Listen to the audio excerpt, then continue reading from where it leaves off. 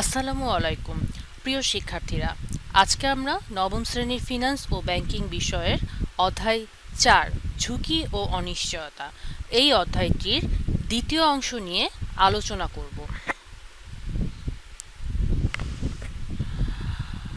আজকে আমাদের আলোচনার বিষয়বস্তু হচ্ছে এই যে ঝুঁকির প্রকারভেদ, এটা বিনিয়োগকারীর দৃষ্টিকোণ থেকে ঝুঁকির প্রকারভেদ। ঠিক আছে, আমরা এর আগের লেকচারটিতে আমরা কি দেখেছিলাম, ব্যবসায়িক দৃষ্টিকোণ থেকে ঝুঁকির প্রকারভেদ। এখন আমরা দেখব বিনিয়োগকারীর দৃষ্টিকোণ থেকে ঝুঁকি কয় ধরনের হতে পারে, কি কি। বিনিয়োগকারীর দৃষ্টিকোণ থেকে ঝুঁকি দুই ধরনের। প্রথমটা হচ্ছে সুদের হারের ঝুঁকি এবং দ্বিতীয়টি হচ্ছে কি তারল্য ঝুঁকি। প্রথমে আমরা দেখব সুদের হারের ঝুঁকি। সুদের হারের ঝুঁকি এই বিষয়টি দেখার আগে আমরা একটু দেখে নিই বিনিয়োগকারীর দৃষ্টিকোণ থেকে বলতে কি বোঝাচ্ছে। এর আগে যখন আমরা ঝুঁকির প্রকারভেদ পড়েছি তখন দেখেছি ব্যবসায়িক দৃষ্টিকোণ থেকে, তার মানে কি তুমি যখন ব্যবসা করছো তখন তোমার জন্য কোন কোন ধরনের ঝুঁকি সম্মুখীন তুমি হতে পারো। আর এখন আমরা দেখব তুমি যখন বিনিয়োগকারী, মানে তুমি যখন কোনো কোম্পানির শেয়ার, বন্ড, ডিবেঞ্চার এগুলোতে তুমি তোমার অর্থটা বিনিয়োগ করছো, তখন ওই দিক থেকে তুমি কোন কোন ধরনের ঝুঁকির সম্মুখীন হতে পারো। তাহলে দেখো, একটু খেয়াল করো, আমাদের এক্ষেত্রে প্রথম পয়েন্টটা কি আছে, সুদ হারের ঝুঁকি। এই সুদ হারের ঝুঁকি যে বিষয়টা কেমন দেখো, যে সকল বিনিয়োগকারী বন্ড, ডিবেঞ্চার ইত্যাদি ক্রয় করে, হ্যাঁ, তুমি যদি বন্ড বা ডিবেঞ্চার ক্রয় করো তখন তোমাকে এই সুদের হারের ঝুঁকিটা মোকাবেলা করতে হয়। কারণটা কি দেখো, বাজারে সুদের হার পরিবর্তনের সাথে সাথে বাজারে এই বন্ড ডিবেঞ্চারের সুদের হারটা হচ্ছে পরিবর্তন হতে হয়, মানে বাজারে যখন সুদের হারে পরিবর্তন হয় এটার সাথে সাথে কি হচ্ছে, এই যে বন্ড বা ডিবেঞ্চার আছে এটার মূল্যটা উঠানামা করে। বাজারে সুদের হার পরিবর্তনের সাথে সাথে তার বিনিয়োগের মূল্য তাদের বিনিয়োগের মূল্য উঠানামা করে। ঠিক আছে, বাজারের সুদের হারের সাথে এই বিনিয়োগের মূল্যের একটা সম্পর্ক রয়েছে। সুদের হার বাড়লে এসব বিনিয়োগের অর্থাৎ বন্ড ডিবেঞ্চারের বাজার মূল্য কমে যায়। ঠিক আছে, বাজারে যদি সুদের হার, এটার মানে কি, বাজারে যদি সুদের হার বৃদ্ধি পায় তাহলে তুমি যে বিনিয়োগ করেছো বন্ড বা ডিবেঞ্চারের এইটার বাজার মূল্য কমে যাবে। আবার যদি বাজারে সুদের হার কমে যায় তাহলে কি হবে, এই সকল বিনিয়োগের বাজার মূল্য বেড়ে যাবে। এখন দেখো, এটাই এখানে বলছে সুদের হার পরিবর্তনের কারণে এই বিনিয়োগের মূল্য যে হ্রাসের একটা আশঙ্কা থাকে, এটাকেই বলা হচ্ছে সুদের হারের ঝুঁকি। বাজারে সুদের হার যদি বেড়ে যায় তাহলে এই বিনিয়োগের মূল্য হ্রাসের একটা আশঙ্কা থেকে যাচ্ছে। তুমি যে শেয়ার না, এখানে বন্ড ডিবেঞ্চারে বিনিয়োগ করেছো, এই বন্ড ডিবেঞ্চারের বাজার মূল্যটা হ্রাস পেতে পারে। এই যে হ্রাস পাওয়ার একটা আশঙ্কা থাকছে, এটাকে বলা হচ্ছে সুদের হারের ঝুঁকি। তাহলে দেখো, একটু খেয়াল করো, আমরা কি দেখতে পেলাম, এই সুদের হারের সাথে বাজারের এই বন্ড ডিবেঞ্চারের বিনিয়োগের বাজার মূল্যটার হচ্ছে বিপরীত সম্পর্ক বিদ্যমান। তাহলে দেখো, সুদের হারের ঝুঁকিটা কি, তুমি যদি বন্ড ডিবেঞ্চারে বিনিয়োগ করো তখন তোমাকে এই সুদের হারের ঝুঁকিটা মোকাবেলা করতে হবে। বাজারে সুদের হার বৃদ্ধি পেলে তোমার বন্ড ডিবেঞ্চারের বাজার মূল্যটা কমে যাবে। আবার বাজারে যদি সুদের হার হ্রাস পায় তাহলে এই বন্ড ডিবেঞ্চারের বাজার মূল্যটা বেড়ে যাবে। ঠিক আছে, এই যে সুদের হারের সাথে সাথে এটার একটা সম্পর্ক বিদ্যমান, বিপরীত সম্পর্ক বিদ্যমান। আর এই সুদের হারের পরিবর্তনের কারণে আমরা যে বন্ড ডিবেঞ্চারে বিনিয়োগ করেছি, এটার যে বাজার মূল্যটা যদি হ্রাস পায়, তোমার বিনিয়োগের মূল্যটা যদি হ্রাস পায়, সেটার যে একটা আশঙ্কা রয়েছে সেটাকেই বলা হবে কি সুদের হারের ঝুঁকি। আশা করি সুদের হারের ঝুঁকি বিষয়টা তোমরা বুঝতে পেরেছো। এখন আমরা বিনিয়োগকারীর দৃষ্টিকোণ থেকে পরবর্তী যে ঝুঁকি রয়েছে তারল্য ঝুঁকি, তারল্য ঝুঁকিতে চলে যায়। তারল্য ঝুঁকিটা কেমন, সোজা কথা, তারল্য ঝুঁকি বোঝার আগে তারল্য বিষয়টা কি তোমাদের নিশ্চয়ই মনে আছে। তারল্য বিষয়টি, তারল্য মানে হচ্ছে নগদ টাকা। তাহলে এখানে তারল্য ঝুঁকি বিষয়টা কেমন, তারল্য ঝুঁকি বিষয়টা কেমন দেখে নিই। বিনিয়োগকারীর অর্থ শেয়ার, বন্ড বা ডিবেঞ্চার ইত্যাদি বিনিয়োগের পর যে কোনো সময় এইসব বিনিয়োগ নগদায়নের প্রয়োজন হয়। তুমি যদি একজন বিনিয়োগকারী হও, তুমি যখন শেয়ার, বন্ড, ডিবেঞ্চারে বিনিয়োগ করবা, যে কোনো সময় তুমি কি চাবা, যে এই শেয়ার, বন্ড বা ডিবেঞ্চারটা তুমি নগদায়ন করতে চাবা। আমরা জানি শেয়ারের অর্থ কি, অফেরত যোগ্য, ঠিক আছে। কিন্তু এই শেয়ারটা কি করতে হবে, তুমি যদি বিনিয়োগকারীরা যদি কোনো কারণে এই শেয়ারটা বন্ডটা বা ডিবেঞ্চারটা ধরে রাখতে না চায়, বন্ডের একটা মেয়াদ দেওয়া থাকছে, ডিবেঞ্চারের মেয়াদ দেওয়া থাকছে, কিন্তু যদি কোনো কারণে এটা নগদ করার প্রয়োজন হয়, তখন কি করবে, সে সেকেন্ডারি বাজারে নিয়ে তার এই বিনিয়োগটা সে বিক্রয় করে দেবে, ঠিক আছে। যে কোনো সময় তার এই সকল বিনিয়োগের কি হচ্ছে দেখো, নগদায়নের প্রয়োজন হয়। আশা করা হয় বিনিয়োগকারী এ সকল বিনিয়োগ যুক্তিসঙ্গত মূল্যে বিক্রয় করে নগদায়ন করতে পারবে। হ্যাঁ, এটা ধারণা করা হচ্ছে তুমি যে টাকা দিয়ে কিনেছো তার থেকে কিছু টাকা বেশি অথবা একটা যুক্তিসঙ্গত মূল্যে তুমি তোমার শেয়ার, বন্ড বা ডিবেঞ্চার বা তোমার বিনিয়োগটা তুমি নগদায়ন করতে পারবে। কিন্তু যদি কোনো কারণে বিনিয়োগকারী যদি সহজে এবং যুক্তিসঙ্গত মূল্যে তার বিনিয়োগটা বিক্রয় করতে না পারে, তখন হচ্ছে এই তারল্য ঝুঁকি সৃষ্টি হবে। তার মানে তারল্য মানে যে বলেছে আমি নগদ টাকা, ওটার সাথে তুমি বুঝতেই পারছো তুমি তোমার বিনিয়োগটা সহজে নগদায়ন করতে পারছো না। সহজে তুমি তোমার বিনিয়োগটা যদি বিক্রয় করতে না পারো, শুধু বিক্রয় করলে হবে না, সহজে, এবং তোমার এটা মূল্যটা কি হতে হবে, যুক্তিসঙ্গত। সহজে এবং যুক্তিসঙ্গত মূল্যে তোমার এই বিনিয়োগটা বিক্রয় করতে হবে। যদি তুমি এটা না পারো, তখন তোমার তারল্য ঝুঁকি সৃষ্টি হবে। এখন দেখো, এখানে তোমার এই পয়েন্টগুলো অবশ্যই আন্ডারলাইন করে নাও। যে পয়েন্টগুলো আছে এখানে, কি করবে, সহজ এবং যুক্তিসম্মত মূল্যে যদি সে বিক্রয় করতে না পারে, তখন হচ্ছে কোন ঝুঁকির সৃষ্টি হচ্ছে, তারল্য ঝুঁকির সৃষ্টি হচ্ছে, ঠিক আছে। দেখো, তারল্য ঝুঁকিটা তাহলে কিসের উপর ডিপেন্ড করে? তারল্য ঝুঁকি সাধারণত যে বাজারে এই সকল বিনিয়োগ মানে শেয়ার, বন্ড, ডিবেঞ্চার এগুলো কেনা বেচা করা হয়, সেই বাজারের আকার এবং কাঠামোর উপর নির্ভর করে। তুমি তোমার বিনিয়োগটা যে বাজারে ক্রয় বিক্রয় করবা, ওই বাজারের আকার এবং কাঠামোর উপর নির্ভর করে। এটাও একটু আন্ডারলাইন করে নাও, এটাও এমসিকিউতে আসে। তারল্য ঝুঁকি কিসের উপর নির্ভর করে? আমরা তো তারল্য ঝুঁকি কি জিনিস সেটা বুঝলাম। এই তারল্য ঝুঁকিটা কিসের উপর নির্ভর করে? তারল্য ঝুঁকিটা কিসের উপর নির্ভর করছে, যে শেয়ার, বন্ড, ডিবেঞ্চার ইত্যাদি যেই বাজারে কেনা বেচা করা হচ্ছে, ওই বাজারের কিসের উপর, আকার এবং কাঠামোর উপর নির্ভর করে। এবার একটু খেয়াল করো, এক মালিকানা এবং অংশীদারি কারবারে তারল্য ঝুঁকি অনেক বেশি। কেন বলছে বলো তো? কারণ তোমার যদি একটা এক মালিকানা ব্যবসা থাকে, মনে করো যদি কারোর একটা মুদির দোকান আছে, সে কি খুব চাইলেই সে চট করে এই মুদির দোকানটা সে বিক্রয় করে দিতে পারবে তার নগদ অর্থের প্রয়োজন হলে? তার দোকানে যে সকল দ্রব্য সামগ্রী আছে, যে সকল আসবাবপত্র আছে, এগুলো কি সে চাইলেই বিক্রি করে নগদ টাকায় রূপান্তর করতে পারবে? পারবে না, কারণ এটা করতে তার সময় লাগবে। পক্ষান্তরে যদি কেউ শেয়ার কেনে, তাহলে সে সহজেই এটা বিক্রয় করে দিতে পারবে সেকেন্ডারি মার্কেটে। দেখো, এর জন্য এখানে বলছে এক মালিকানা এবং অংশীদারি কারবারের তারল্য ঝুঁকি অনেক বেশি। এটাও একটু আন্ডারলাইন করে নাও, কোন ধরনের ব্যবসায় তারল্য ঝুঁকি সব থেকে বেশি থাকে, ঠিক আছে। এক মালিকানা ও অংশীদারি কারবারের তারল্য ঝুঁকিটা অনেক বেশি থাকে। কারণ কি দেখো, নগদ অর্থের প্রয়োজন হলে কারবারটি স্থাবর অস্থাবর সম্পদ সহজে এবং যুক্তিসঙ্গত মূল্যে বিক্রয় করা যায় না। সহজেই চাইলেই যখন নগদ অর্থের প্রয়োজন হবে, তুমি তোমার ওই এক মালিকানা বা অংশীদারি কারবারে তোমার যে স্থাবর এবং অস্থাবর সম্পত্তিটা আছে, তুমি সহজেই এবং যুক্তিসঙ্গত মূল্যে সেটা তুমি বিক্রয় করতে পারবে না, ঠিক আছে। পক্ষান্তরে একজন বিনিয়োগকারী যদি কোনো কোম্পানি শেয়ার কেনে, একটু আগেই তোমাদের যেটা বললাম, যদি তুমি কোনো বিনিয়োগকারী কোনো কোম্পানি শেয়ার কিনলো, তাকে কিন্তু আবার তারল্য ঝুঁকি নিয়ে তেমন চিন্তা করতে হচ্ছে না। কারণ কি হচ্ছে, সে ইচ্ছা করলে যে কোনো সময় সেকেন্ডারি মূলধন বাজারে বা শেয়ার মার্কেট বলা হচ্ছে যেটাকে, সেখানে গিয়ে তার শেয়ারটা সে বিক্রয় করে দিতে পারছে, ঠিক আছে। আবার দেখো কি বলছে, মূলধনী বাজারে কোনো বিনিয়োগকারী যদি কোনো কোম্পানি বন্ড বা ডিবেঞ্চার ক্রয় করে, একটা হচ্ছে শেয়ার ক্রয় করতে পারে, আবার মূলধনী বাজারে সে কোনো বিনিয়োগকারী কি করতে পারে, বন্ড বা ডিবেঞ্চারও সে ক্রয় করতে পারে। সে যদি বন্ড বা ডিবেঞ্চার ক্রয় করে, তাহলে তাকে আবার তারল্য ঝুঁকি নিয়ে চিন্তা করতে হয়। হ্যাঁ, কেন তাকে তারল্য ঝুঁকি নিয়ে চিন্তা করতে হয়? কারণ আমাদের দেশে যে সেকেন্ডারি মূলধন বাজার বা শেয়ার মার্কেট বলা হচ্ছে, সেকেন্ডারি মূলধন বাজারে শেয়ারের ক্রেতাটা অনেক দ্রুত পাওয়া যায়, কিন্তু বন্ড ডিবেঞ্চারের ক্রেতা পাওয়া যায় না।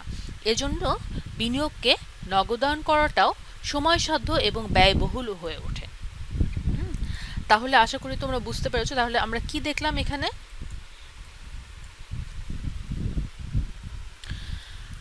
তারল্য ঝুঁকি মানে বিনিয়োগটা যত দ্রুত তুমি যত সহজে যুক্তিসঙ্গত মূল্যে, সহজ এবং যুক্তিসঙ্গত মূল্যে তুমি বিক্রয় করতে পারবা। এক্ষেত্রে কি বলা হচ্ছে, শেয়ার বন্ড ডিবেঞ্চারের কথা বলা হচ্ছে। আবার বলা হচ্ছে সব থেকে এই যে তুমি যুক্তিসঙ্গত মূল্যে বিক্রয় করবে, এটা কিসের উপর ডিপেন্ড করবে, তোমার বাজারের আকার, শেয়ার বাজারের আকার এবং এটা কাঠামোর উপর ডিপেন্ড করবে, তাই না? কোন ধরনের প্রতিষ্ঠানে, কিছু প্রশ্ন আমরা এখানে পেয়ে গেলাম। হ্যাঁ, কোন ধরনের প্রতিষ্ঠানের তারল্য ঝুঁকি সব থেকে বেশি হয়? এক মালিকানা এবং অংশীদারি কারবারের এই তারল্য ঝুঁকিটা অনেক বেশি হয়। কারণ কি দেখো, নগদ অর্থের প্রয়োজন হলে, এটা তো আমরা বললাম, এটা সহজেই স্থাবর অস্থাবর সম্পত্তি এরা বিক্রয় করতে পারে না যুক্তিসঙ্গত মূল্যে। আর শেয়ারের ক্ষেত্রে কি, তারল্য ঝুঁকি নিয়ে তেমন কোনো সাধারণ শেয়ারে কিনলে তেমন কোনো চিন্তা করতে হয় না, কারণ ইচ্ছা করলে সেকেন্ডারি বাজারে নিয়ে এটা বিক্রয় করে দিতে পারে। কিন্তু বন্ড ডিবেঞ্চার কিনলে আবার চিন্তা করতে হয়, কারণ সেকেন্ডারি মূলধন বাজারে শেয়ারের ক্রেতা পাওয়া যাচ্ছে, বন্ড ডিবেঞ্চারের ক্রেতা সহজে পাওয়া যায় না, যেখানে সময়সাধ্য এবং ব্যয়বহুল হয়ে পড়ে। আশা করি তারল্য ঝুঁকিটা তোমরা বুঝতে পেরেছো। এখন আমরা যে টপিকটা দেখব সেটা হচ্ছে ঝুঁকির তাৎপর্য, মানে এই ঝুঁকির গুরুত্বটা কি। হ্যাঁ, আমরা তো ঝুঁকির প্রকারভেদ পড়লাম, ঝুঁকি অনিশ্চয়তার পার্থক্য পড়লাম, ঝুঁকি কি জিনিস সেটা দেখলাম। এখন আমরা দেখব ঝুঁকিরটা কেন তাৎপর্য ভূমিকা রয়েছে একটা ব্যবসা প্রতিষ্ঠানের বিভিন্ন সিদ্ধান্ত গ্রহণে ঝুঁকির বিশেষ ভূমিকা রয়েছে। কি দেখো, প্রথমত যে কোনো কোম্পানির সাফল্য তথা সার্বিক উদ্দেশ্য সাধনে ঝুঁকির প্রভাব রয়েছে। আচ্ছা, এর আগেই আমরা কি বলেছি, পূর্বেই বলা হয়েছে প্রত্যাশার বাইরে কোনো কিছু ঘটনা ঘটার সম্ভাবনাই হচ্ছে ঝুঁকি। ফলে ব্যবসা প্রতিষ্ঠানের পরিকল্পনা প্রণয়নের সময় ভবিষ্যতের সম্ভাবনা ঘটনাসমূহ বিচার বিশ্লেষণ করতে হয় এবং সেই অনুযায়ী ব্যবস্থা গ্রহণ করলে অপ্রত্যাশিত ক্ষতি থেকে বাঁচা যায়। তুমি ব্যবসা করবা, তোমার যে কোনো সিদ্ধান্ত গ্রহণের সময় ভবিষ্যতে কি হতে পারে হতে পারে না, এই ঘটনাসমূহ তুমি যখন বিচার বিশ্লেষণ করবা, তখন সেই অনিশ্চিত ঘটনা সম্পর্কে তুমি আগে থেকে কিছু ব্যবস্থা গ্রহণ করতে পারো, যার ফলে তোমার ব্যবসায় কি হতে পারে, অপ্রত্যাশিত ক্ষতি থেকে তুমি রক্ষা পেতে পারো। এখানে দেখো, এটাই বলছে যে ঝুঁকির প্রভাব রয়েছে। যদি আগেই ঝুঁকিটা নিয়ে চিন্তা করা হয়, তাহলে বিচার বিশ্লেষণের মাধ্যমে কিছু ব্যবস্থা গ্রহণ করা যায়। যেমন মনে করো, একটি কোম্পানি, তোমাদের বইয়ের উদাহরণটাই দেখো, একটি কোম্পানি শুধু নদীপথে কাঁচামাল আনয়নের সুবিধার কথা চিন্তা করে নদীর ধারে সে একটা কারখানা স্থাপন করলো। কিন্তু দুর্ভাগ্যজনকভাবে 2-1 বছর পরে জলোচ্ছ্বাসে, মানে সে যখন স্থাপন করেছে সে ভেবেছে নদীপথে সে কাঁচামাল আনা নেওয়া করতে পারবে, তাহলে কি হচ্ছে, তার খরচটা অনেক কমে যাচ্ছে। কিন্তু দুর্ভাগ্যজনকভাবে কি হলো, 2-1 বছর পর জলোচ্ছ্বাসে হলো নদী ভাঙনে কারখানাটি নদীতে বিলীন হয়ে গেল। ফলে কি হচ্ছে, এই প্রতিষ্ঠানকে বিপুল ক্ষতির সম্মুখীন হতে হবে। হ্যাঁ, ফলে এই কোম্পানিটির কি সাফল্য অর্জন সম্ভব হবে না। কিন্তু এই প্রতিষ্ঠানটি যদি এই সম্ভাবনার কথা আগে থেকেই যদি বিচার করতো, তাহলে সে হয়তো বা ঠিক নদীর পাড়েই কারখানাটা স্থাপন করতো না, এবং তাতে কি হচ্ছে, এটা এই কারখানাটা বা এই ব্যবসাটা সফল হিসেবে পরিগণিত হতো। এটা 1 নম্বর ইম্পর্টেন্স, ঝুঁকির তাৎপর্য। এবার আসো ঝুঁকির দ্বিতীয় তাৎপর্যে আসো। দেখো, ব্যবসা প্রতিষ্ঠানের মুনাফা অর্জন নির্ভর করে পণ্যের বাজার চাহিদার উপর। হ্যাঁ, তুমি একটা ব্যবসা প্রতিষ্ঠান লাভ হবে কি হবে না সেটা ডিপেন্ড করবে তুমি যে পণ্যটা নিয়ে ব্যবসা করছো ওই পণ্যটার বাজারে চাহিদা আছে নাকি। ফলে ব্যবসা শুরু করার আগেই প্রতিষ্ঠানকে কি করতে হবে, এই বাজার চাহিদা সম্পর্কিত বিচার বিশ্লেষণ করতে হবে এবং বাস্তবসম্মত চাহিদার অনুমান করে সেই অনুযায়ী ব্যবসাটাকে তাকে পরিচালনা এবং বাস্তবায়ন করতে হবে। বাজারের প্রকৃত চাহিদা অনুমেয় চাহিদা থেকে কম বা বেশি হতে পারে। হ্যাঁ, কোনো কারণে প্রকৃত বিক্রয় যদি অনুমেয় বিক্রয় থেকে খুব কম বা খুব কম হয়, তাহলে কিন্তু ওই পর্যাপ্ত মুনাফাটা অর্জন করা সম্ভব হয় না। এটাও একটা ঝুঁকির তাৎপর্য, যে তোমাকে আগে থেকে তো ব্যবসা করতে গেলে তোমার বাজার চাহিদাটা বিচার বিশ্লেষণ করতে হবে। যদি এই বাজার চাহিদা বিচার বিশ্লেষণ করার পর দেখা গেল প্রকৃতপক্ষে তোমার বিক্রয় হয়েছে এই অনুমান যেটা করেছে তার থেকে অনেক কম, তাহলে কিন্তু মুনাফা অনেক কমে যাবে। উদাহরণটা কি আছে দেখো, উদাহরণস্বরূপ বর্ষাকালে অতি বৃষ্টিপাত আশা করে ছাতা প্রস্তুতকারী একটি কোম্পানি অধিক ছাতা প্রস্তুত করে, ঠিক আছে, কিন্তু পরবর্তীতে সে দেখলো যদি বর্ষাকালে কম বৃষ্টিপাত হয়, ছাতা প্রস্তুতকারী ছাতাটা কি হচ্ছে, অবিক্রিত থেকে যাচ্ছে আর বিক্রয় হচ্ছে না। হ্যাঁ, ফলে প্রতিষ্ঠানটি কি মুনাফা অর্জন করতে পারলো না। কিন্তু এক্ষেত্রে কি হচ্ছে, যদি সে আগে থেকে এই বিষয়টা বিচার বিশ্লেষণ করতো, তাহলে কি করতো, সে ছাতার সাথে সাথে আরো কিছু পণ্যও সে কোম্পানি তৈরি করতো, ঠিক আছে। তাহলে মনে করো বৃষ্টি যদি কম হয়, তাহলে এই ছাতার তার চাহিদাটা হ্রাস পেলেও সে অন্য পণ্য দিয়ে, হ্যাঁ, বৃষ্টি কম হলেও সেই পণ্যের চাহিদা হ্রাস পেত না এবং কারবারটি কাঙ্ক্ষিত মুনাফা অর্জন করতে পারত। ঠিক আছে, এইটাই বলা হচ্ছে যে এর জন্যই বলা হচ্ছে এখানেও ঝুঁকির তাৎপর্য যে আগে যদি সে বিচার বিশ্লেষণ করত তাহলে তার এই মুনাফা অর্জনটা, হ্যাঁ, এই বাজার চাহিদাটা বিচার বিশ্লেষণ ঠিক মতো হতো এবং সে মুনাফাটাও সঠিকভাবে অর্জন করতে পারত। আশা করি ঝুঁকির তাৎপর্যটা তোমরা বুঝতে পেরেছো। এখন আমরা দেখব ঝুঁকিমুক্ত আয় এবং ঝুঁকিবহুল আয় সম্পর্কে দেখব। দেখো, প্রথমে আসো দেখো ঝুঁকিমুক্ত আয় সম্পর্কে আমরা দেখে নিই। সকল আয় ঝুঁকিবহুল হয় না, কিছু আয় আছে যা ঝুঁকিমুক্ত আয় হিসেবেও গণ্য হবে, মানে ওই বিনিয়োগ থেকে তোমার আয়টা হবে ঝুঁকিমুক্ত, কোনো ঝুঁকি থাকছে না। অর্থাৎ এরকম আয়ে প্রকৃত আয় সবসময় প্রত্যাশিত আয়ের সমান হবে। আমরা তো ঝুঁকির সংজ্ঞা জানি যে প্রকৃত আয় যখনই প্রত্যাশিত আয়ের সমান হচ্ছে না তখনই ঝুঁকি। কিন্তু ঝুঁকিমুক্ত কোনটাকে বলবো? ঝুঁকিমুক্ত আমরা সেটাকে বলবো যেই আয়ের প্রকৃত আয় সবসময় এই প্রত্যাশিত আয়ের সমান হবে, সেটাকে বলবো ঝুঁকিমুক্ত আয়। ঠিক আছে, কোনো ব্যাংকে উদাহরণস্বরূপ হিসেবে যেটা বলা হচ্ছে, তুমি যদি কোনো ব্যাংকে মেয়াদি আমানতে টাকা রাখো, ঠিক আছে, যদি কোনো ব্যাংকে তুমি মেয়াদি আমানত বা স্থায়ী আমানত, তোমরা তো ব্যাংক হিসাব চ্যাপ্টারটা পড়েছো, যে কারণে তোমরা জানো, যদি কোনো ব্যাংকে তুমি স্থায়ী আমানতে টাকা রাখো তবে এর প্রত্যাশিত আয় ও বাস্তব আয়ের মধ্যে তেমন একটা পার্থক্য হবে না। ঠিক আছে, তোমার প্রত্যাশিত আয় যেটা থাকবে তোমার বাস্তব আয়ও সেটাই থাকছে, কারণ তুমি যখন ফিক্সড ডিপোজিটে ব্যাংকে স্থায়ী আমানতে রাখছো, যে পার্সেন্টেজটা বলে দিচ্ছে ব্যাংক তোমাকে ওই পার্সেন্টেজেই ব্যাংক তোমাকে সুদ দিচ্ছে। তাহলে এই প্রকৃত আয় এবং প্রত্যাশিত আয়ের মধ্যে বা বাস্তব আয়ের মধ্যে কোনো পার্থক্য হচ্ছে না। এটা ঝুঁকিমুক্ত আয়ের একটা ধরন বা একটা প্রকারভেদ তুমি বলতে পারো, বা একটা উদাহরণ তুমি বলতে পারো। হ্যাঁ, এটা একটা গেল। আবার দেখো, কোনো দেশের সরকার কর্তৃক ইস্যুকৃত ট্রেজারি বিল এবং ট্রেজারি বন্ড, সরকার যেই ট্রেজারি বিল এবং ট্রেজারি বন্ডটা ইস্যু করছে, এই ট্রেজারি বিল এবং ট্রেজারি বন্ড থেকে প্রাপ্ত আয়টা হচ্ছে ঝুঁকিমুক্ত আয় হিসেবে গণ্য হবে। কেন? দেখো, সরকার কর্তৃক ইস্যু করা হয় বলে এ সকল বিনিয়োগকে ঝুঁকিমুক্ত বিনিয়োগ হিসেবে গণ্য করা হয়। এটা একটা পয়েন্ট। আর একটা পয়েন্ট কি, এসব বিনিয়োগ ঝুঁকিমুক্ত বিনিয়োগ থেকে প্রাপ্ত আয় নির্দিষ্ট থাকে বলে, নির্দিষ্ট হারে আয় দেওয়া হয় বলে প্রাপ্ত আয়কে ঝুঁকিমুক্ত আয় হিসেবে গণ্য করা হয়। অর্থাৎ প্রাপ্ত আয় যেটা হচ্ছে প্রত্যাশিত হয় একই থাকছে। ঠিক আছে, তার মানে কি ঝুঁকিমুক্ত আয় কোনটা হচ্ছে? যে সকল আয়ের প্রাপ্ত আয় প্রকৃত আয় এবং প্রত্যাশিত আয়টা সমান হচ্ছে, হ্যাঁ, এটাকেই বলা হচ্ছে ঝুঁকিমুক্ত আয়। এবং এটার জন্য একটা উদাহরণ আমরা প্রথমে কি দেখলাম, প্রথম উদাহরণটা ছিল ব্যাংকে যদি স্থায়ী আমানত বা মেয়াদি আমানত টাকা রাখা হয়, সেক্ষেত্রেও পার্থক্য হচ্ছে না, ওটাও ঝুঁকিমুক্ত হয়। আবার কি হচ্ছে, কোনো দেশের সরকার কর্তৃক যখন ট্রেজারি বিল বা ট্রেজারি বন্ড ইস্যু করা হচ্ছে, এই ইস্যুকৃত ট্রেজারি বিল এবং ট্রেজারি বন্ড থেকে প্রাপ্ত যে আয় এটাও ঝুঁকিমুক্ত আয় হিসেবে গণ্য করা হবে, কারণ এটা সরকার কর্তৃক ইস্যুকৃত হয়, ঝুঁকিমুক্ত, এবং এক্ষেত্রেও প্রাপ্ত আয় প্রত্যাশিত আয় সমান থাকছে। ঠিক আছে, পরের পয়েন্টটা দেখো, প্রত্যাশিত আয় থেকে প্রকৃত আয়ের মধ্যে ব্যবধান হবার সম্ভাবনাই হচ্ছে ঝুঁকি। আমরা ঝুঁকির যে সংজ্ঞাটা এর আগেও দেখেছি, আন্ডারলাইন করে নাও, আবারও এখানে আছে, প্রত্যাশিত আয় থেকে প্রকৃত আয়ের মধ্যে ব্যবধান হবার সম্ভাবনাটাই হচ্ছে ঝুঁকি, তাই না? দেখো, এখানে কিন্তু তোমার ঝুঁকি দেওয়া আছে, ঝুঁকিমুক্ত আয় কোনগুলো, হ্যাঁ, ঝুঁকিমুক্ত আয়ের সংজ্ঞাটাও এখানে দেওয়া আছে, আর এখানে উদাহরণ দেওয়া আছে। আবার সরকার কর্তৃক ইস্যুকৃত ট্রেজারি বন্ড বা ট্রেজারি বিলকে কেন ঝুঁকিমুক্ত আয় বলা হয়, এরকম প্রশ্ন আসে। ঠিক আছে, এখান থেকে অ্যান্সার করতে হবে। আচ্ছা, সাধারণ আয়ের একটা অংশ ঝুঁকিমুক্ত আয়, আরটা হচ্ছে কি ঝুঁকিযুক্ত।